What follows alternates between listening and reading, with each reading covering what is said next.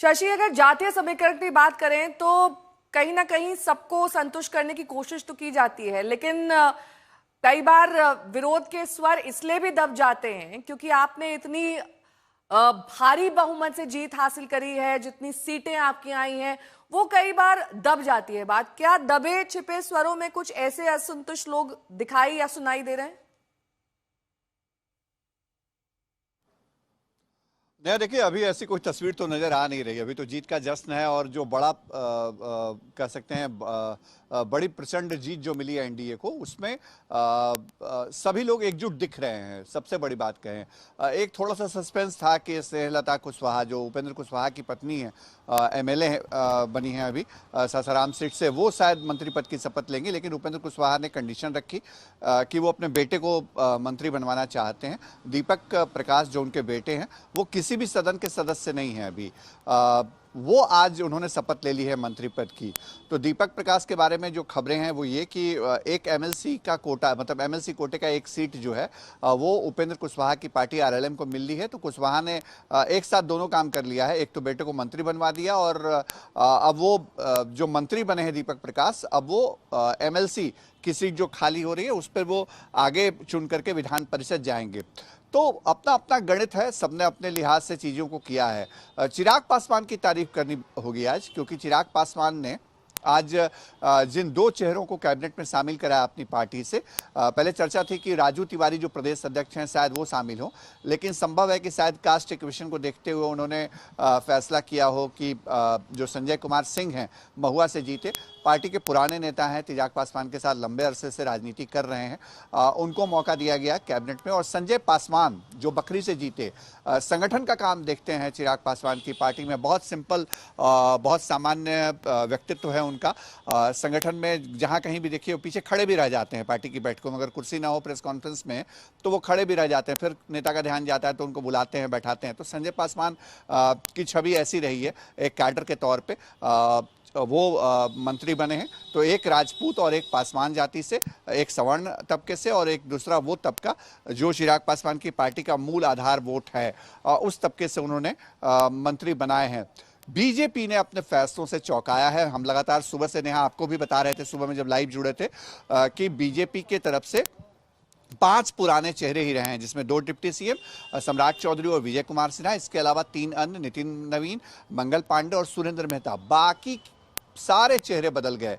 जो 14 मंत्री आज बने हैं उसमें 5 केवल पुराने रहे, 2 डिप्टी सीएम के साथ साथ, और बाकी के जो 9 नए चेहरे हैं वो शामिल किए गए। रामकृपाल यादव को देखिए, उनको पार्टी ने दानापुर से उतारा, जीत करके आए, उनको मंत्री बनाया है। इसके अलावा आप देखिए संजय सिंह टाइगर को, 2 नई महिला मंत्री बीजेपी के कोटे से, दोनों नई हैं। रमा निषाद पहली बार चुनाव लड़के विधायक बन के आई हैं और आई सीट से, उनको मंत्री बनाया गया। श्रेयसी सिंह दूसरी बार जमुई से जीत करके आई, उनको मंत्री बनाया गया।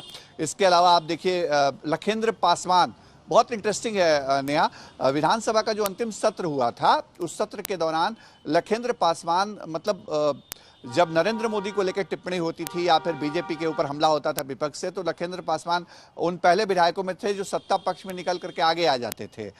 लखेंद्र पासवान अब पार्टी की तरफ से मंत्री बना दिए गए हैं। तो उनका, अरुण शंकर प्रसाद लगातार जीतते रहे जो खजौली सीट है वहां से, और इस बार उनको वैश्य समुदाय से आते हैं, बनिया हैं वो जाति से, उनको पार्टी ने मौका दिया। दिलीप जायसवाल वो भी वैश्य समुदाय से आते हैं, प्रदेश अध्यक्ष, और जो बड़ी जीत मिली बिहार में उसमें दिलीप जायसवाल की बड़ी महती भूमिका थी, उनको कैबिनेट में शामिल किया गया है।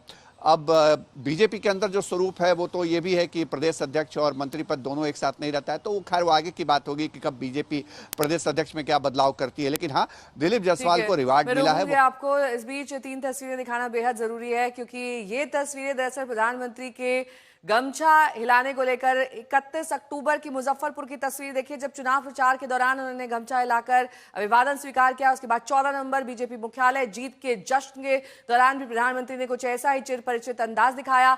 वहीं आज यानी कि 20 नवंबर गांधी मैदान में शपथ ग्रहण के दौरान भी नीतीश सरकार के गठन पर प्रधानमंत्री ने इसी तरीके से गमछा लहराया।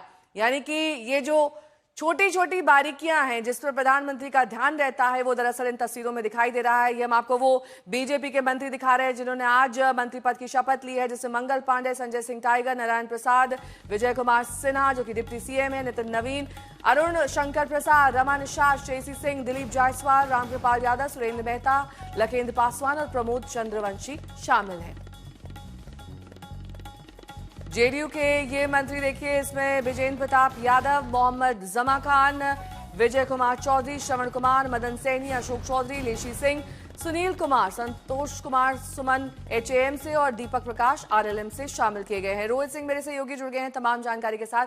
रोहित, दो महिलाओं का होना, एक मुस्लिम को मंत्री पद देना, उसके बाद जातीय समीकरण का ध्यान रखना, काफी लंबी चौड़ी प्लानिंग, और जिस बारीकी से ये प्लानिंग की गई है कि सबको संतुष्ट करने की कोशिश की जाए, चाहे वो सहयोगी दल हो, चाहे वो जातीय समीकरण को आप देख लें, चाहे महिलाएं देख लें, यूथ देख लें, सबका समावेश किया गया है।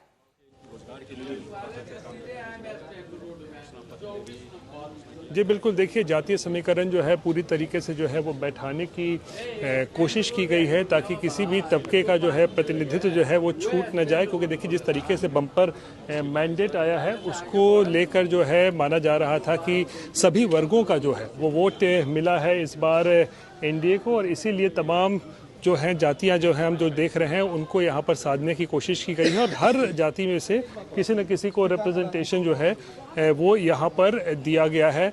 और हम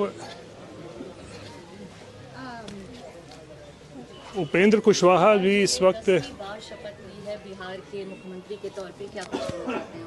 बिहार की जनता ने 10वीं बार नीतीश कुमार जी को मौका दिया जी इसलिए उन्होंने शपथ ली है।